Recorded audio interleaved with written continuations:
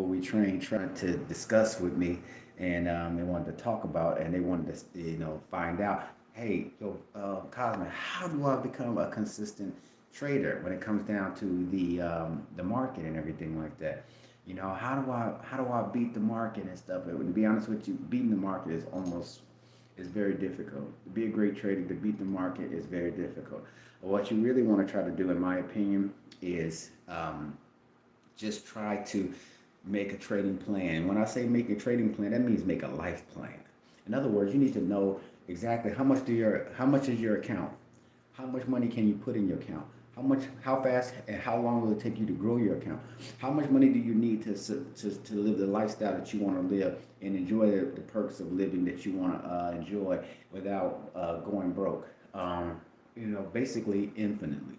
And these are questions I had to ask myself before I decided to go on a lifelong, I guess you want to say excursion or sabbatical, if you will, and get away from working every day. Sometimes I do take jobs and work, but for the most part, that's usually just to pay for certain things that I like to do, and also it's good for socializing. But anyway, let me get you on top on subject. So I basically kind of came up with put together this compiled this list where basically if you want to get a consistent win rate is really much more difficult than you think it is, especially when you're talking about selling calls, selling puts, buying calls. But it's very complex. It's a lot of factors that come into play. So you're talking about things like Greeks and so on and so forth. So at any rate, no one thing in options can guarantee you a good win rate.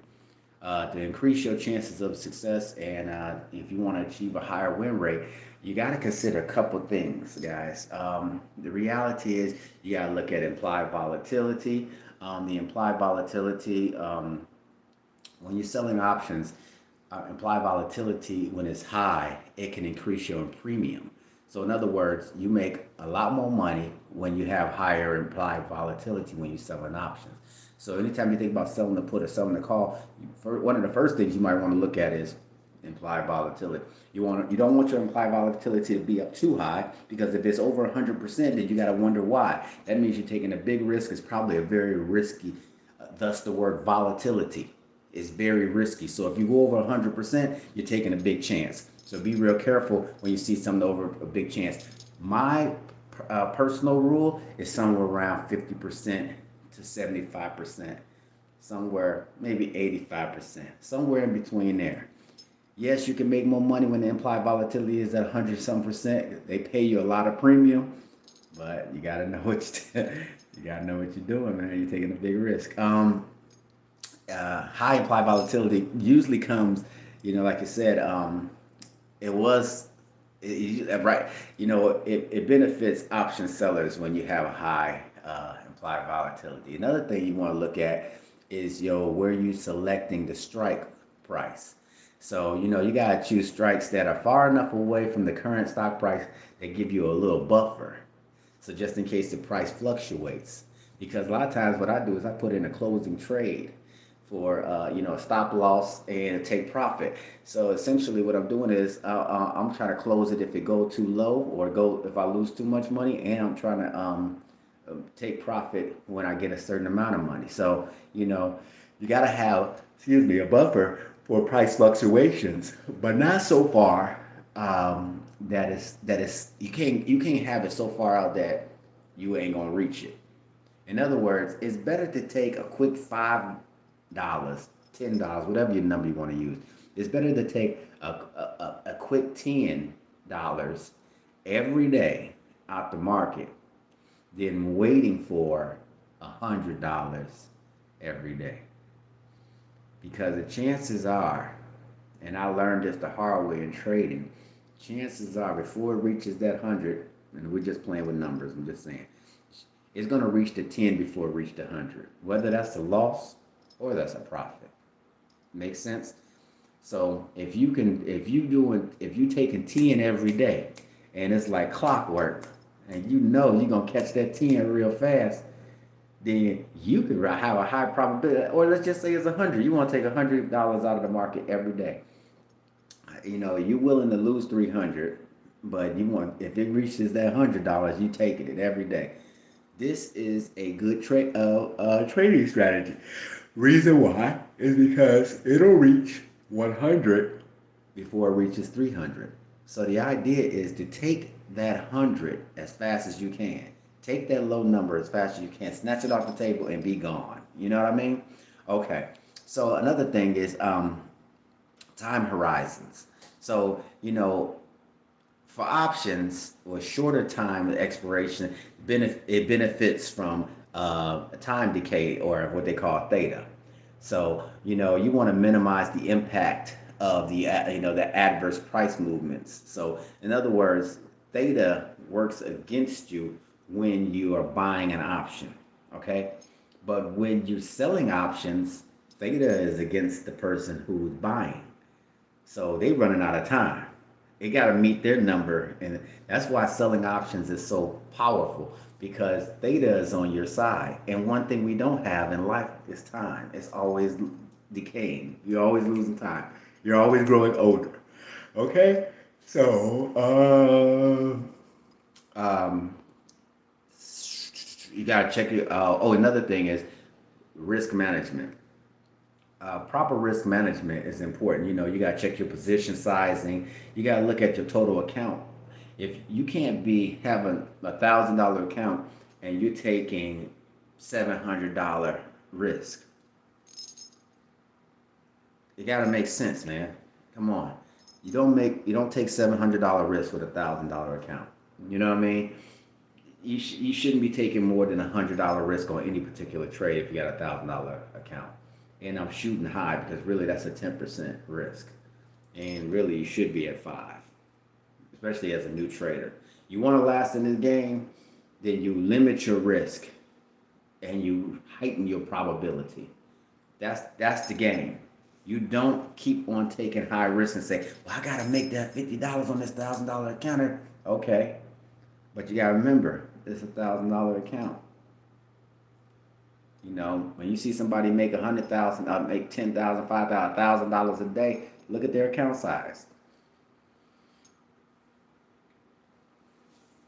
Okay, look at their account size, and remember that small accounts don't make as much money. Okay, when before you go into your trade day or the day before, you should already be doing the next thing you should be doing is like a market analysis, meaning that just it's a general overview. For a person who's doing price action, they might not care that much, meaning that they're just looking at the price of every underlying asset that they're trading. If you're trading SPY, you're probably just looking at how does SPY look, how is it moving? If you're trading Tesla, how is it moving? QQQ, how is it moving? You don't really care about what the Fed's doing. You don't really care about what the news is. You don't really care what the president said. We don't care about the speech. You don't care about the war that's going on in Russia or whatever. You don't care about that. When you trade price action, you just care about the movement of that particular underlying asset. So, but it's still important to have a broad view of what the market is doing. If the market overall is in a decline, then it's in your best interest to be looking for things that's going in that direction. You should be trading in that direction. Okay? So you want to trade favorable to the trend that's at hand, okay? Um, and like I said, you're looking for strong fundamentals, and another thing is that people overlook is diversification. Now, some traders say if you diversify too much, then where are you really going? And even on the books that I used to read, they used to always say that you should be so diversified that if you lose 10 here, you gain 10 over there. And for me, that was a big problem, because I'm saying, wait a minute.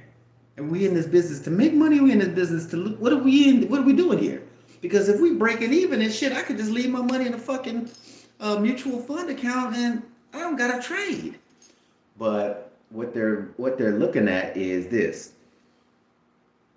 if you are trading,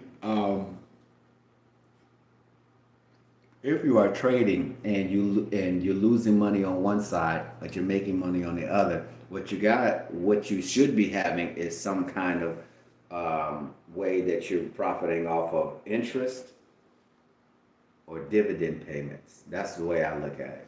So You can lose money and gain money over here, but as long as in the middle you're still making interest money or dividend money, then you're still coming up. And it has to beat the annual inflation rate, which is about 3%, which means that I need to be making about 5 or 6% just off of my money sitting somewhere. So y'all think about that, okay? It just helps you mitigate the risk, and basically it gives you a higher rate of success, okay? And one of the other things I want to really emphasize to y'all traders is that this continuous process of learning. One thing and one aspect of a personality and character of a great trader is this: they love to learn. They really love learning. Learning is something that's deep in who they are. Okay, so if you're the type of person just getting the trade game because you're just moved by the fact that you think you can make money, those aren't the ones who last in the game. The ones who last in the game is the ones who love to learn. That means if they learn about new chart, they don't know about Bollinger Bands, so they oh wow, what's that? Let me go learn about that. What's the history on Bollinger Bands? Oh, oh, what's that? Oh, okay. So the MACD, how does that work? And when is it in my favor? And when should I trade on it? And where did it come from? Where did it start from? And what is it? What is it a culmination of? What's the best ranges should I be putting on my MACD? Should I be putting on my moving averages and stuff like that? These are things that as a trader, as a good trader, as a great trader, you got to be a consummate learner. If there's a book that comes out, or Ray Dalio, or some trainers or traders, or all of these different great traders in the world, you should have seen the video, you should have read the book, you should know the information, you should have it in the back of your mind. So all of these things, and that's what a great trader does. They love to learn. That's why trading ain't for everybody. Most people are inherently lazy. They don't want to fucking do shit. They want shit for fucking free. Especially a lot of the younger generation. They coming out, they think that it's all about being cute, buying a Ferrari, and living rich for the rest of your life and riding on private jets. Is that possible for your life? Of course it is. But it's only two ways, in my opinion, you're going to get there. Either one, you was born into it, or two, you about to work your ass off to get to it. And just because people look like it's easy, don't mean. And don't get me wrong, there's a lot of YouTubers who they got there easy. They don't realize they got there because they had a cute look, they got a good style, they said the right thing in the right place at the right time. Timing is good. That's not the norm. The average person is not going to be lucky like that. You've got to put in the fucking work. You know what I'm saying? You gotta stay updated on the market trends. You do gotta know the news. You do gotta know that these things do impact, where every underlying asset is going, especially if you trade things like overall market things like SPY or QQQ. These are broad market things. So you should know the general direction of the market. And I just want you guys to remember, trading options does involve a lot of risk. Either way it goes, no matter what you do, there's no guarantee. Anybody who's telling you, I can guarantee you to make any money in a market in any kind of way, I don't care whether it's Forex, I don't care. With binary options, I don't care. I've traded it all. They're lying. Can they teach you, the fundamentals? Yes. The discipline, the hard work, the studying, the trading, the loss, the ups and downs, that's going to be on you.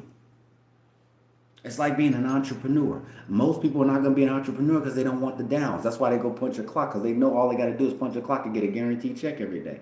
That's why entrepreneurship ain't for everybody. That's why it's only a few people that are entrepreneurs, which means there's only a few people that make to that multi-million and multi-billion-dollar status. They're willing to take the chance. They're willing to take the losses and the bumps and bruises. Okay? To get a high win rate, you got to be ambitious. But you also better remember to be realistic in the market, man. You got to have a clear understanding of what options do. You got to know their risk. You got to have a good strategy. You got to consider paper trading before. And paper trading essentially just trading without real money. And you got to start using small positions and be happy with that, the few dollars that you make, and just keep getting out. If you can practice, keep the discipline of keep snatching money out of the market and don't give no money back, then you can be a great trader. If you can master where spaces is where you can take money before it starts taking your money, then you can be a great trader. If you can learn to stifle your greed, you can be a great trader. If you can learn how to be really, conscious and aware of what's happening, and be a great learner and learn candlesticks, learn patterns, you can be a great trader. You got to test all your approaches. Whatever you're going to do, none of them are answered. No matter what nobody tell you, they can tell you, oh, look at this indicator. It's going to guarantee you're going to make some money. It's a lie. It's not a guarantee of anything. And most indicators are what the market has already done. It's not telling you what it's going to do. Now, this is the tricky part that a lot of traders don't really emphasize to you. Indicators are learned by all the traders. So the reason why things may move in a certain direction after you see an indicator do certain things is because all traders have put in their process in their mind of what to do when they see an indicator do a certain thing. So what ends up happening is the market overall starts making this movement. People who are educated, people who know about indicators and know when you're supposed to buy. If a MACD goes down below a certain amount and we know it's oversold, then we know it's time to start putting in buy orders. You'll start seeing buy orders coming. That's because the overall market responds in that way. Okay, and so knowing that, you have to be careful, because just because the overall market gonna respond that way, you don't know how long that trend gonna last. And so when they tell you about an indicator, yes, it's just everybody's responding about based on what they know the market's supposed to do after the indicator reaches a certain thing, a certain place. So your objective is to learn what those indicators mean, make a move, and keep it short and keep it sweet.